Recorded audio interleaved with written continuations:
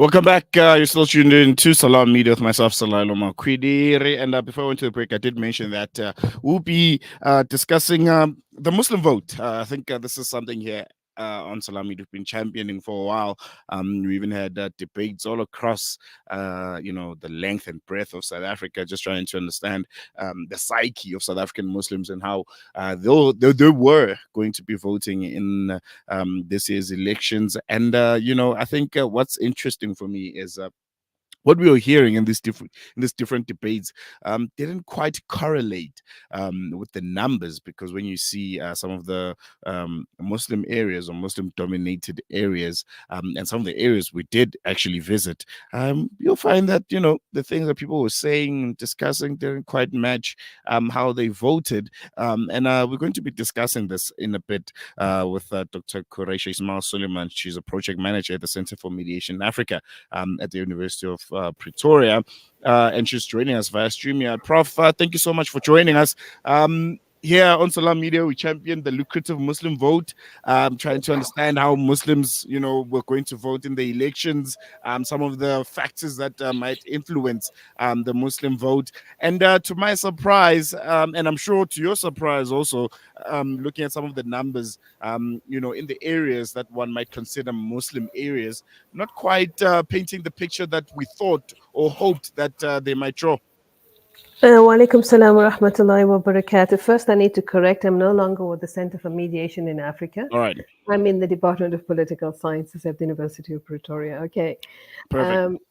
Secondly, I think there has been, a misrepresentation of many, many issues, particularly in the way in which you frame even the Muslim vote, and it was called, and you also called it, the lucrative Muslim vote. But what is so lucrative about the Muslim vote? What is our percentage in the population? What percentage is eligible and registered to vote? And can they make a difference? So if you look at the history of the Muslims in South Africa, the political involvement, if you look at their activity in terms of politics in South Africa, if you look at the ulama and the mixed messages that have continuously sent to South African Muslims year in and year out, one has to really sit and examine this. I think we all rushed into this hype, into this belief that, the way Muslims vote will make a difference to the elections. And we kind of allowed ourselves to believe that. But the reality is that, Muslims for the longest time, I think, have been apathetic in terms of political involvement in South Africa's politics. It's the handful that come out, and mostly the professionals, those who engage and more actively involved, businesses, etc., who have really pushed the whole notion of voting or being democratically involved in the country or politically involved in the country. And we have a Muslim population in South Africa, and this I'm specifically now limiting it to the Indian mentality, Muslims in South Africa, because I do believe that that the mentality in Cape Town amongst the Cape Malay Muslims and the African Muslims is somewhat different. But in terms of the Indian Muslims, there has always been this understanding that what the shuyukh and the ulama say is paramount, and you have to go with that. And our shuyukh, our ulama have been flip-flopping, riding a seesaw for the longest of time. 10 years ago, what they called haram, today they've made it halal. So there's real issues about this and about the Muslim vote. And fundamentally what we need to understand is that Muslims are immature politically, immature as an electorate, and immature when it comes to voting. Definitely, and I think you make a really valid point there, and I think on ourselves also, looking at the turnout and looking at how Muslims voted, it quite paints a picture of disappointment. It feels like we overestimated Mhm. the Muslim vote going into this year's election, but still I think from what we have, it doesn't take away the fact that there's still some numbers that came out. There's still a picture that we can draw from those that did vote. from your analysis, I mean, the issue of Palestine was really paramount. Muslims who were or who did vote, looking at the different political parties, not only at their manifestos but their stance on Palestine, and we thought this would influence the directions of the vote, but it didn't quite go that way. Yeah, so what we need to understand firstly is that the ANC stance on Palestine was a moral and ethical stance. It should not expect to get rewarded for being moral or ethical, okay? Mm, And so it shouldn't be that Muslims must reward the ANC for taking a moral stance. I mean, fundamentally, morality and ethics should be the norm, not the exception. Secondly, in terms of Muslims who did go out to vote, and you say that there's some disappointing numbers. I haven't checked the numbers for Gauteng, but I do believe that in the Western Cape, Muslims did choose the option of of the ANC on a larger scale than they did the DA. Because if we look at some of the main Muslim strongholds, Tafelsig, Westridge, Lentegeur, Rylands, Surrey Estate, Belthorn, Pendant, all of these, they show a decline in the votes that the DA got. So Muslims did, in other words, opt for either the ANC, or perhaps it is that they voted for Al Jamaa, because Al Jamaa has more or less doubled its figures from the last election. Now, the problem here is that, why didn't more Muslims come out to vote for the ANC? Maybe many mm, are really fed up, exactly like the majority of the population, really fed up with what the ANC has been doing, what it has brought, the disrepute that it has brought for the civilians, for the citizens of this country. I mean, it has impoverished the black masses further, right? And mm, so people have said that, we simply cannot, just out of ethical standing, we cannot give the ANC our vote. But the options, the alternatives, are also problematic. I mean, like, we don't have charismatic leaders in Al Jamaa. We don't have charismatic leaders in the other parties that came forward. And new political parties came up this year. How do you vote for somebody like who hasn't campaigned, who hasn't come out, shared his values with you, explained to you what it is? I mean, and this was a critical election. It really is a critical election. So where do you put your vote? You understand? So mm, Muslim parties, I think, firstly have lacked in terms of engagement with their constituency, meaning the Muslim population in South Africa. They also, I do believe, strongly believe, that they are still very immature. They haven't, understood the mechanisms of political refinement, of charismatic leaders.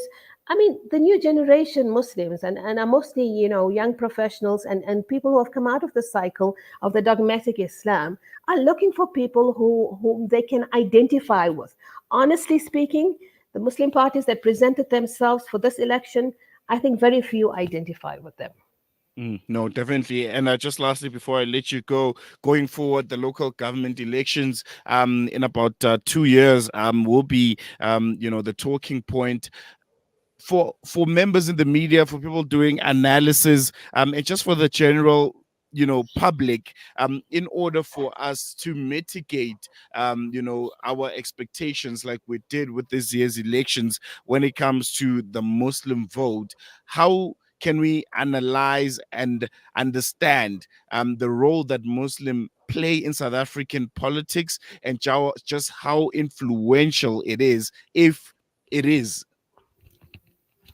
Well, we can be influential, and Mm, Muslims should really wake up from the slumber of theirs. I mean, if you look at, for example, the Jewish report and how disparaging they are, I mean, they have no hesitation in insulting and demeaning both the ANC, so black people, and Muslims. And so if we're going to stand up and say enough of this, we don't want any more of this. We want a country that's, racially equal, that's a country that is focused on social justice, a country that is focused on the upliftment of all people and not only white people or not only the Zionists. We don't want to sell our country to the imperialists and to the Westerners who have come and exploited us all of these years. If Muslims are serious about these issues, which they should be, because it is embedded in the constitution of Islam, then they should really take themselves, seriously, and examine what it is that they have done and what it is that they have done wrong.